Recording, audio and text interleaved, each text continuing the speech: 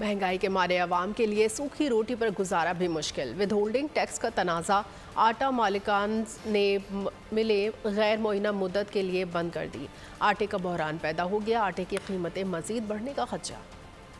With holding tax का निफाज, हुकूमत और फ्लोर मिल्स मालिकान के दरमियान डेडलॉक बरकरार। 1500 से जायद मिल्स मालिकान हड़ताल पर चले गए। सप्लाई बंद होने से बड़े बहरान का खदशा। आटे की जखीरा अंदोजी और कीमतों में इजाफा शुरू हो गया। अवाम एक के बाद एक महंगाई के वार सहने पर मजबूर। हर चीज में हमें सफर करना पड़ रहा है भाईजान, हम क्या कर सकते हैं इस चीज का। उनको कोई पता नहीं, वो अपनी कुर्सियों पर बैठे हुए हैं, खा पी रहे हैं।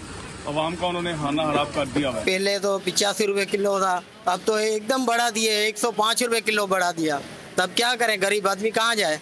अब तो आटा भी चला गया खाने से। सर, हुकूमत को चाहिए कि आटे की सप्लाई बर वक्त शुरू करे ताकि फ्लोर मिल्स भी वो अपनी हड़ताल ख़त्म करे। आटा मिल्स मालिकान का कहना है कि नए टैक्स से आटा 15 रुपए किलो तक महंगा हो जाएगा। मुतालबा तस्लीम न होने तक हड़ताल जारी रहेगी।